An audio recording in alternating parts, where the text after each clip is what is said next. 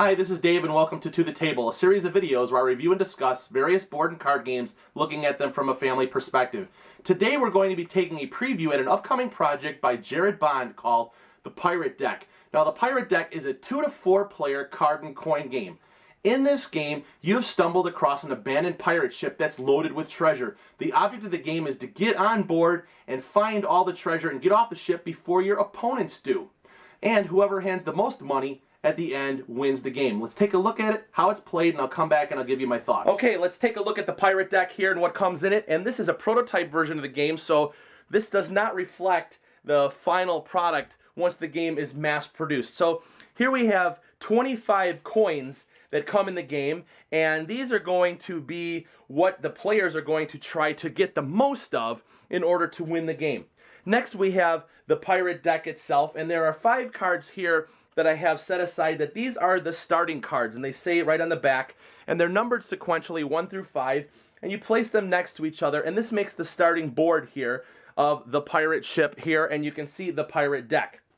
Next we have the Pirate Deck, the cards that come in here that we're going to be playing with, and there are 49 of them that come in the game. And so we've got this nice back here. It says the Pirate Deck in a nice pirate-like font. And on the face of the cards here, we have a bunch of different types of cards. There are 4 types of cards that come in this game. Ones with the red borders here, these are action cards. For example, here that says move any 2 cards, move around any 2 cards. We have these blue bordered cards, which are ship cards. As we can see, the ones behind here, those are ship cards here. But there are a couple of them that will come into play that will have an effect on the game board itself. For example, here the rowboat says this ship can now fit 1 more card. Next we have these black bordered cards here, and these are the pirate cards, and there's several of them in here, and each of them will have some text at the bottom that will tell you exactly what they can or cannot do. And then we have these other ones here that have this striped border, and these are hazard cards, and these are going to wreak havoc on all of the players. And when these pop up, they get played immediately. So those are the types of cards that come in this deck. Let me get it shuffled up and I'll show you how to play. Okay, I've got the Pirate Deck set up and ready to play. What I did was I took the 25 coins, I set them off to the side. I took the 5 starting hand ship cards here, the one with the blue borders, and I placed them 1 through 5 sequentially here to make the starting game area. Looks like a pirate ship. And I took the Pirate Deck cards and I shuffled them up and I have them off to the side. Now I'm going to do a 3-player demonstration as to how this game is played. And so each player will in turn draw 3 cards off the top of the Pirate Deck as going to be their starting hand. And each player will in turn look to see if they have any cards like this, which they do. This is a hazard card, and it's going to get returned to the middle of the deck somewhere, and then they will draw a replacement card. This one here, we don't have any of those, and this one we do have one here, and we'll put that in there and draw another card. Now those hazard cards, if they are drawn during gameplay, will be played immediately and resolve that effect, and usually it's not good. So now what I've done here is I've got each of the 3 players have their cards, and let's take a look at the starting hand and I'll show you what we have here. So we have an action card here, we have a pirate card, and we have this ship card here. And this is going to be bad because what will happen is we will be reducing the size of the ship now. Instead of having 5 cards, if we play this, we'll only be able to play 4. So on our turn, we'll be able to do one of 3 actions. We can play an action card, we can play a pirate card, or we could swap cards. We can trade cards. Essentially what we do is we would discard 1 from our hand and we would draw 1 from the Pirate Deck off to the side. So what I'm going to do here is on our turn we will be able to play a card, and the object is to score coins, and the way we're going to score coins is by matching up these certain things here, and if they make a full coin we will get that particular amount. For example, here if we match up 2 halves of a gold coin, we will get 2 gold.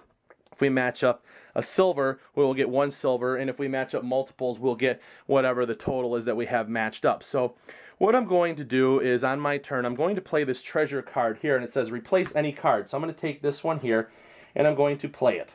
And this will go off to the side, and we will start a a count of the starting cards here. We'll have them off to the side. Now, I have scored 2 coins because I matched up that gold, and I'll place it right here in my scoring area. Let's look at this here. Now, he has 3 cards here that all say remove 1 card.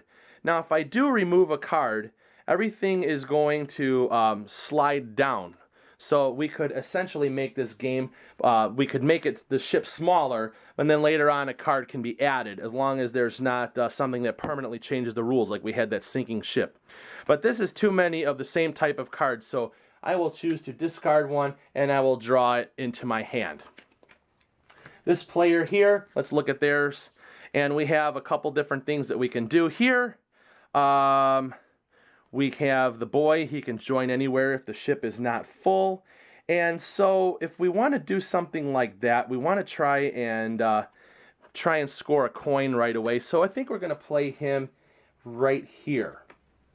And this will go off to the side over here. And he will score 1 coin because he matched up the silver. Now at the beginning of our turn here we have 2 cards, so we will draw a card now. So we always start off with 3 cards in our hand.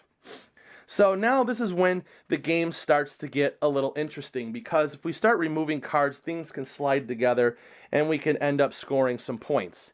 And if we choose to, we can try to score even some more cool things. But I think what we're going to do is we're going to play this sinking ship. So I place this off to the side, and this tells us now that we can play 1 less card. So now we're going to have to determine which one of these is going to go off the end of the ship. So I think we're going to take this number 1, and it is now off out of play, and so the ship now we can only have 4 in play no matter what. So now this one here, since we have 3 cards in our hand, we will not draw a card. And so what we're going to do here is, again, we have the same types of cards we're going to trade again. And again, we're not getting anywhere here with action cards with this player here. This one is going to draw a card into his hand. And let's look at what we have here, and we'll play this thief. And it says steal 2 coins from another player, so he's going to steal his coins. Come back around here, and we have a few different things that we can do here. We can play, let's place this here, treasure chest, replace any card. And so we've done that. Now we'll put this in order over here. So we've got 1, 2, 3, 4, and we will score a coin because of that we matched up the silver here. Let's take a look here what we have. Oh, we shouldn't draw a card here because we have the same, we have 3 cards to start off with. So if I did, let's play this Captain's Orders where it says move any 2 cards around. So I want to try to move something where I can score coins. And what I'm going to do is I'm going to swap these 2 cards right here. And if you notice, now I have matched up this coin, and so I'm going to gain 2 coins over here. So as you can see over this this game, that there's going to be a lot of card shifting around. There's going to be playing action cards and pirate cards, and it's very strategic as to how you play. And over the course of the game, you're going to be emptying out all the coins off of the ship. And once the coins have been all taken off the ship, that signals the end of the game, and whoever has the most coins wins the game. Okay, let's talk about the pirate deck here. And Jared Bond had contacted me a couple months ago wanting to know if I would take a look at this project. And he sent me a description of the game and a little paper animated video that gave an overview of how the game played and a little bit of the theme. And so I agreed that I would take a look at this project. I gave him some feedback, and now I'm here to do a review for it. Now, this game has several things going for it that make it something that I like. Number 1, kids can play it. Number 2, it's very easy to teach. Number 3, it's quick and easy to play. And number 4, it has really, really cool artwork. So those things there, and I will get into each of those right now. Let me start off with the artwork. Now, the artwork in here is very cool. It's very, it's nice and cartoony, and it has some popular pirates in there, like, you know, Blackbeard, but in here he's Edward Teach, which is his real name. And so you have all of those different pirates that are in this game, and they've been captured into a nice cartoon animated look. And the shark that's in here, he reminds me of the shark that I would see like in classic cartoons when I was a kid growing up. So a little bit of nostalgia there. But the artwork, you know, is very cool. It's very bright, very colorful. So it serves its purpose well in making this game have a lighter feel to it. Now, the fact that kids can enjoy this is a big plus, because one of my main purposes of doing these videos is to promote the gaming hobby as a family hobby, and so this is a game that can be enjoyed by the whole entire family. I've had my kids have all played it, my niece and nephews have played this game with me, and they all enjoyed it. I've had them as young as 7 years old, been able to grasp the concept of how to play this game. So kids can enjoy it. The fact that it's easy to teach. This game, you can open up this game, read through the rules, and be up and ready to play in about 3 to 5 minutes. About as long as it takes for you to read through the rules and look through the cards and go, okay, I've got it. So really easy to teach this game. And it's quick and it's easy to play. Now, when I say it's easy to play, it does not mean that it's a simple game, because there is some depth of this game, which I'm going to talk about in just a second. But this game, it plays really fast, so you can play a game in a matter of just a few minutes, and maybe as long as a half an hour, but I have not seen it go that long. Usually about 10 to 15 minutes, and you can play a full game of the pirate deck. So if you're just looking for something really fast, it's nice and quick. Now, this game has quite a bit that's going on in terms of strategy between your hand, especially when it comes to managing your hand, because you have 3 cards in your hand and you only have a few actions that you can do. You can either play an action, play a pirate, or you can swap cards out. So those are the 3 things that you can do. Now, you have a few other things that are going on in this game that are going to affect how you're going to manage your hand and how you're going to play. And that is, you have a couple of the ship cards that come in there that are going to either increase or decrease the playing area, depending on if you're playing either the lifeboat or the sunken ship. So you have those 2 things that are going on. You also have those hazard cards that are going to come into play that are going to have some negative effects on you, whether it's the number of cards that you can have in your hand, or or if you're going to be losing certain coins. So those things are going to come into play. Now, the other thing too, that the cards themselves, you really have to look to see what's going on. Those pirate cards have certain ones that when you go to play them, they can only be played in specific areas. So they may only be able to board at the end or board in the middle. And then you have some of them that can go anywhere, but there's specific rules, so you have to really pay attention to what the cards say. Now, it's not too difficult that a child cannot, it's not too difficult where they won't be able to understand them. But it certainly is going to teach them to be able to make decisions and to pay attention to what's going on.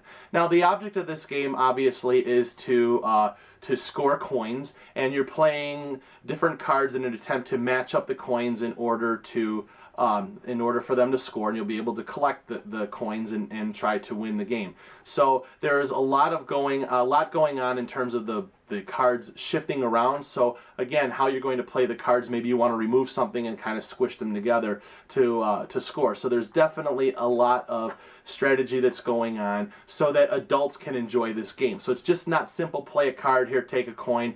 No, there's more to it. And if you start removing cards from play, now it's going to again go into playing cards where they can only enter on the ends, or something where you can be able to build that ship back up. With the exception of if the sunken ship is in there, then you can only have 4 cards on there. Otherwise, if the cards are squishing together and there's no restriction, there may be only 3 cards in there, well, you can have stuff that boards on the end you can add on and get back up to your 5 cards. So you do have that changing game board, which kind of gives this game a nice element. Now, looking at this game from a family perspective, this game is social and everybody's together and they're having fun and laughing and really enjoying this and spending some quality time together playing this game. But the key aspect for this game that makes it worth the investment is if you're going to use this game to play with your family and you want to be able to have them learn something, this game is going to teach the skill to be able to adapt to constant change. Because as you're playing this game, you have the game board is always changing, whether the number of cards that are out there, what's in play, and so it has more of an effect than if you're just playing a game like Uno where you just happen to have one card that's there and you're kind of following a pattern or something like that. This game has a constant changing board, so you always are having multiple options, and so it's going to be dealing with those changes, and then hand management and also decision-making skills of which card or which action you're going to take that's going to give you the best result. So those are the things that are going to, the positive benefits that this game offers. Now, the game is fun. It's a lot of fun and I really enjoy it. And so there's certainly that aspect of the game too, but specifically again from the family perspective, this game is going to teach the ability to adapt to change. So again, this is a Pirate Deck. This is a project that's going to be out on Kickstarter. I will have the link in the video description below. So if you are interested in supporting this project and bringing the Pirate Deck to life, you can go ahead and click and give your support to that project below and help bring this game to life and bring it to your table where you can take part in finding a pirate ship and taking all the coins out there before your opponent does. Alright, that's it for now, and join me again next time as we take a look at another game and we see how it makes it to the table.